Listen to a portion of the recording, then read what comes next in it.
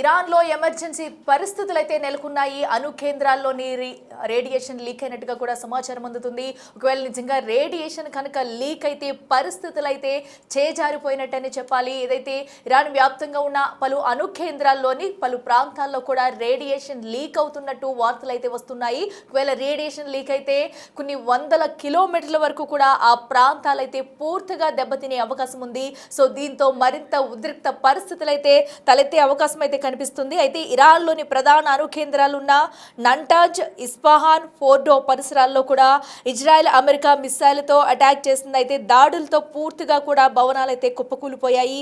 So ఆ ప్రాంతాల్లోనే radiation స్థాయిపై అయితే ఆందోళన వ్యక్తమవుతుంది. ప్రస్తుతం అయితే రేడియేషన్ లీక్ అయిందంటూ ప్రచారం వస్తుంది. అయితే అణు కేంద్రాల సమీపంలోని ప్రజలు ఖాళీ చేసి వెళ్ళిపోవాలంటూ కూడా ఇప్పటికే అమెరికా అయితే హెచ్చరించింది. సో అణు కేంద్రాల్లో ఉన్న రేడియేషన్ కనుక లీక్ అయితే కొన్ని వందల కిలోమీటర్ల వరకు కూడా దీని ఎఫెక్ట్ భారీగా ఉంటుంది. సో ఇంకా అది అసలు రేడియేషన్ లీక్ అయితే కనుక పరిస్థితి మొత్తం చేజారిపోయినట్టే అని చెప్పాలి. ఇంకా అసలు ఏం మిగిలిందని చెప్పాలి. ఒకవేళ అలాంటి సిచ్యువేషన్ వస్తే కనుక అసలు దానిని ఆపడం ఎవరు సాధ్యం కాదని చెప్పాలి. ప్రస్తుతం అయితే అణు కేంద్రాల వద్ద ఎలాంటి సిచ్యువేషన్ నెలకొంటుంది, నిజంగానే రేడియేషన్ లీక్ అయిందా? సో ఇప్పటికే దీనికి సంబంధించి లీక్ అయినట్టుగా కూడా వార్తలు వస్తున్నాయి. అయితే ఇప్పటికే దీని గురించి తెలుసుకునేందుకు కూడా సంప్రదిస్తున్నట్టు ఇరాన్ నుంచి ఎలాంటి స్పందన అయితే లేదు. సో రేడియేషన్ లీక్ వార్తలపై కూడా అంతర్జాతీయ అణు ఇంధన సంస్థ అయితే స్పందించింది. ఇరాన్ను సంప్రదించే ప్రయత్నం చేస్తున్నా కూడా రేడియేషన్ లీక్ పై ఎలాంటి సమాచారం ఇవ్వడం లేదని IAEA ఇప్పటికే ప్రకటన చేసింది.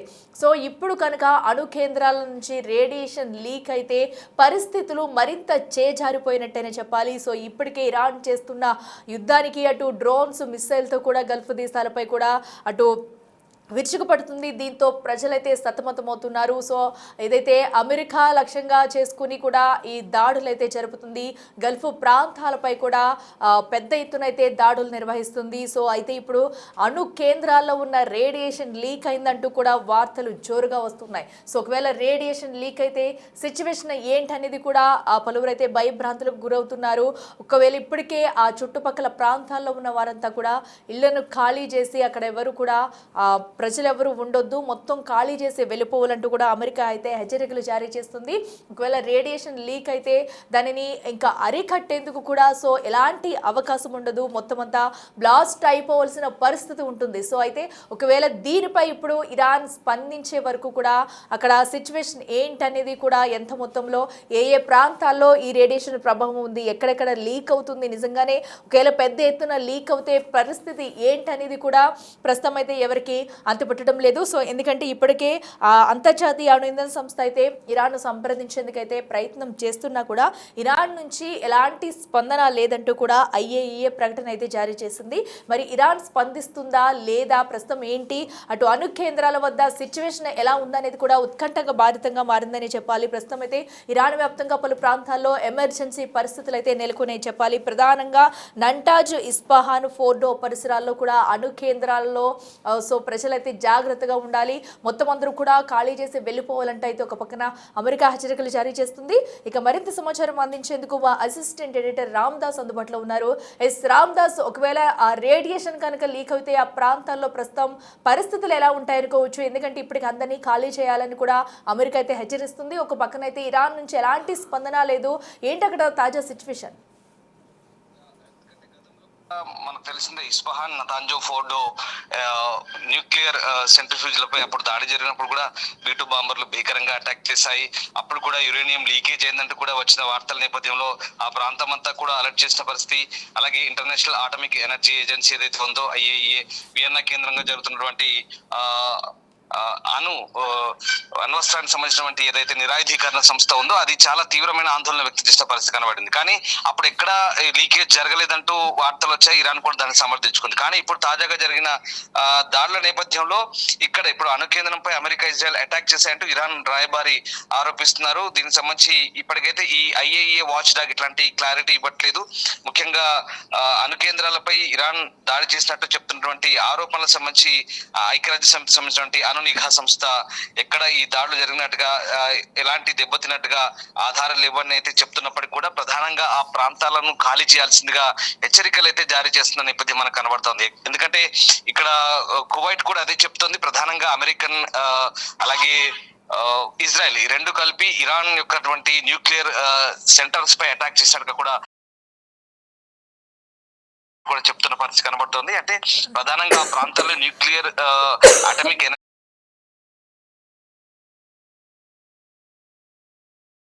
లీకేజ్ అయితే కనుక స్థానికంగా ఉన్నటువంటి ప్రజలందరికీ కూడా తీవ్రమైన శ్వాసకోశ ఇబ్బందులు, వ్యాధులు వచ్చే అవకాశం ఉంది. మృత్యువాత పడే అవకాశం ఉంది. ఎందుకంటే గంటల్లోనే దీని ఎఫెక్ట్ తీవ్రంగా ఉంటుంది. దాంతో పాటు ఆ ప్రాంతం అంతా కూడా రేడియేషన్ ఎనర్జీ కనుక ఆ ప్రాంతం అంతా వ్యాపిస్తే చాలా భయంకరమైనటువంటి పరిస్థితులు ఉంటాయి. ఊహించుకోవడానికి ఇబ్బందికర పరిస్థితులు ఉంటాయి. ప్రధానంగా వీళ్ళు అమెరికన్స్ భావిస్తుంది ఏంటంటే ఇప్పటి వరకు ఉన్నటువంటి ఏదైతే యురేనియం ఎన్రిచ్మెంట్ అయితే ఏదైతే ఉందో అదంతా కూడా ఇస్ఫహాన్ లోనే ఇంకా స్టోరేజ్ అయింది. ఆ సెంట్రిఫ్యూజులే అవి వాటిని నిల్వ చేస్తున్నాయంటూ వాళ్ళంతా కూడా భావిస్తున్నారు. అలాగే ఈ నతాంజ్ లో కూడా పెద్ద సంఖ్యలో యురేనియం నిల్వలు అంటూ భావిస్తున్న పరిస్థితి కనబడతా ఉంది. ఓవైపు ఇప్పటికే జెనీవా వేదికగా జరిగినటువంటి చర్చలు కూడా ఇక్కడ ఎలాంటి సారాంశం లేకుండానే చర్చలు ముగిశాయి. అసలు ఆ చర్చలు విఫలమవడంతో ఈ అటాక్స్ అన్ని స్టార్ట్ అయ్యాయంటూ చెప్తున్నారు. ప్రధానంగా యుఎస్ ఇజ్రాయెల్ మెయిన్ ఎజెండా అదే.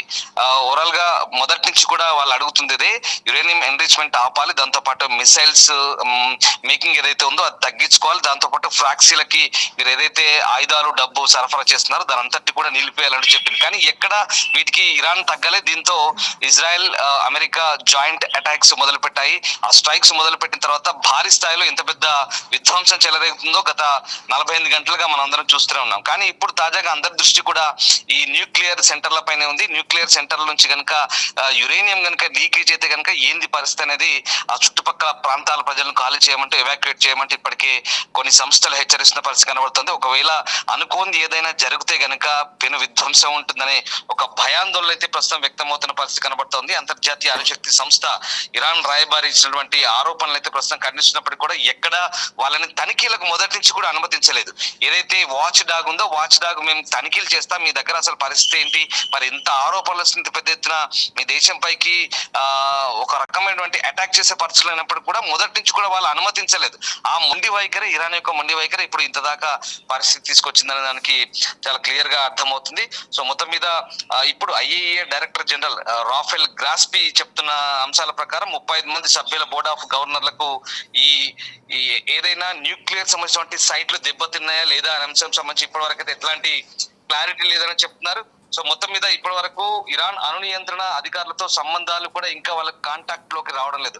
స్టిల్ ఇప్పటికి కూడా ఇరాన్ సంబంధించినటువంటి అధికారులు ఎవరైతే ఉన్నారో నెగోషియేషన్స్ కి మేము దూరంగా ఉంటున్నాం, మాకు అసలు మీతో టాక్సే అక్కర్లేదు, డైలాగ్సే అక్కర్లేదు, సంబంధం లేదు, మా సత్తా ఉన్న వరకు పోరాడతామంటూ చెప్తున్న పరిస్థితి.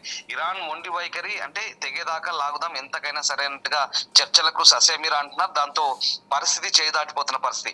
ఇంకా యుద్ధం అయితే ఆగలేదు, గుర్తుపెట్టుకోండి. 48 అవర్స్ అయింది. ఫస్ట్ టార్గెట్ ఖమేనీని ఎలిమినేట్ చేశారు. ఖమేనీని చాలా క్లియర్ గా సిఐఏ అమెరికా గూఢచార సంస్థ సిఐఏ అలాగే మొసాద్ ఈ రెండు కలిపి చాలా పక్కా ఇన్పుట్స్ తో ఇజ్రాయెల్ కి యుఎస్ కి సమాచారం ఇచ్చే సరిగ్గా 8:15 ఖమేనీని టార్గెట్ చేసి ఆ ఆఫీస్ కాంపౌండ్ అంతా కూడా మొత్తం డిస్ట్రాయ్ చేశారు. ఫస్ట్ టార్గెట్ ఫినిష్ అయింది. దెన్ నెక్స్ట్ టార్గెట్ వచ్చేసి ఇక యురేనియం నిల్వల్ని ఆ ప్రాంతానంతా కూడా స్వాధీనం చేసుకోవాలనేది యుఎస్ అలాగే ఇజ్రాయెల్ జాయింట్ ఆపరేషన్స్ జరిగే అవకాశం కనిపిస్తుంది. ఇది వారాల తరబడి జరిగే అవకాశం ఉన్నట్టుగా అమెరికన్ ప్రెసిడెంట్ కూడా అనౌన్స్ చేశారు. యుద్ధం ఇంకా ముగియలేదు, మొత్తం మీద ఇంకా అటాక్స్ జరుగుతాయి.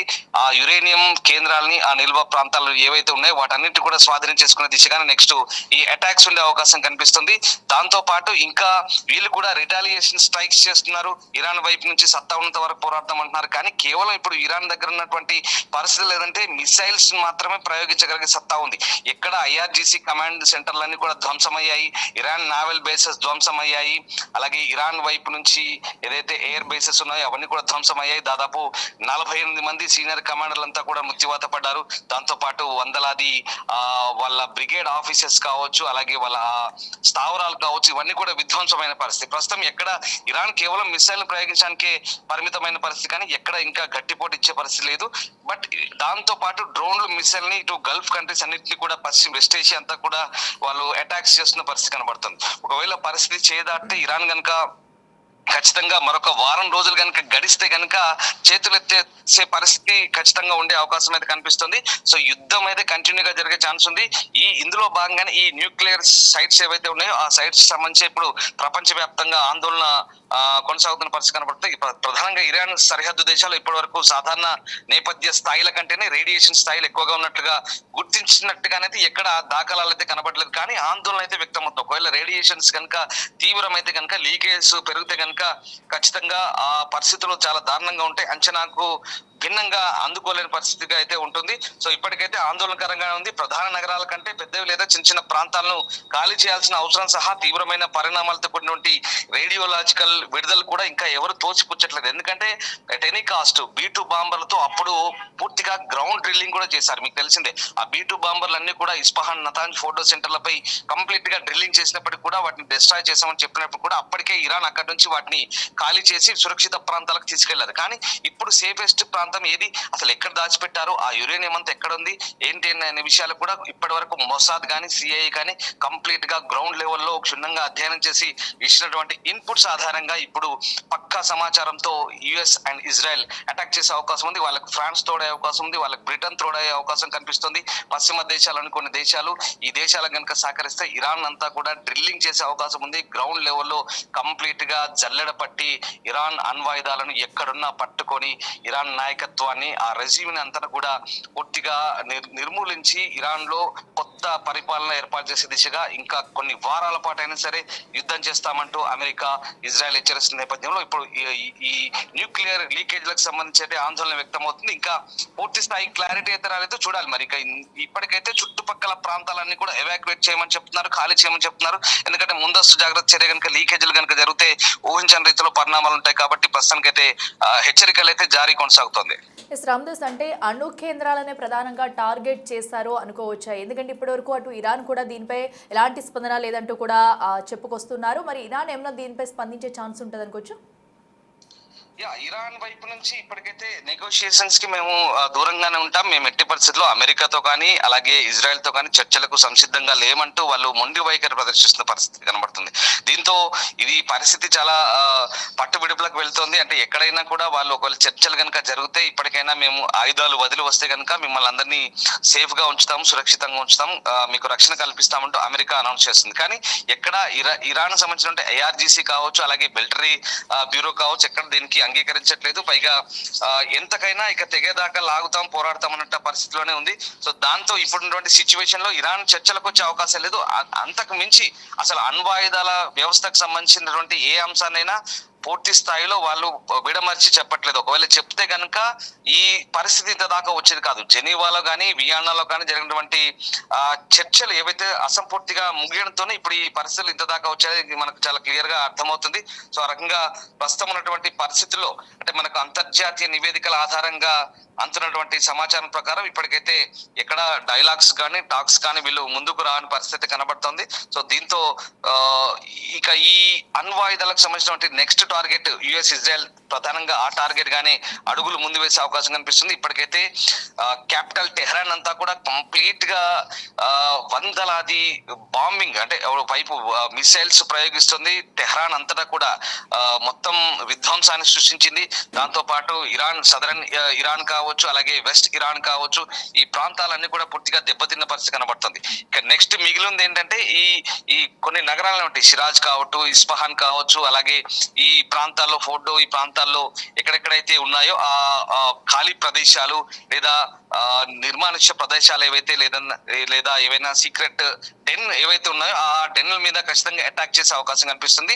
ఇప్పటికైతే శాటిలైట్ ద్వారా లేదా వాళ్ళకు ఉన్నటువంటి టెక్నాలజీ ద్వారా అమెరికా ఎప్పటికప్పుడు వాటిని గుర్తించే పనిలో ఉంది.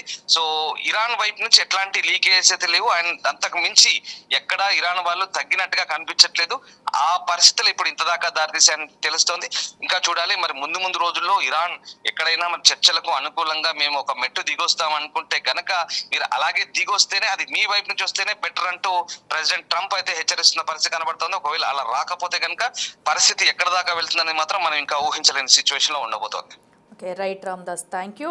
చూస్తున్నాం కదా ప్రస్తుతం అయితే అటు అణు కేంద్రాల్లోని రేడియేషన్ లీకేజ్కి సంబంధించి కూడా ఇరాన్ అయితే ఎలాంటి స్పందన లేదు ఇరాన్ నుంచి. సో ఒక పక్కన అయితే ఇప్పటికే అమెరికా అయితే అటు చుట్టుపక్కల ఉన్న ప్రాంత ప్రజలను అయితే అప్రమత్తం చేస్తూ ఖాళీ చేసేయాలి, ప్రజలు ఎవరు కూడా అణు కేంద్రాల చుట్టూ అటు వద్ద ఉన్నవారు ఎవరు కూడా అక్కడ ఉండొద్దు, అందరూ కూడా ఖాళీ చేసి వెళ్ళిపోవాలంటూ కూడా హెచ్చరికలు అయితే జారీ చేస్తుంది. ఒకవేళ రేడియేషన్ లీకేజ్ జరిగితే కనుక పెద్ద బ్లాస్ట్ జరిగే అవకాశం ఉంది. సో అసలు ఎలాంటి పరిస్థితులు వస్తాయనేది కూడా ఊహించలేనంత ప్రమాదం జరిగే అవకాశం ఉంది. మరి రేడియేషన్ పై కూడా ఇటు ఇరాన్ నుంచి ఎలాంటి స్పందన అయినా వస్తుందా లేదా అనేది కూడా వేచి చూడాలి.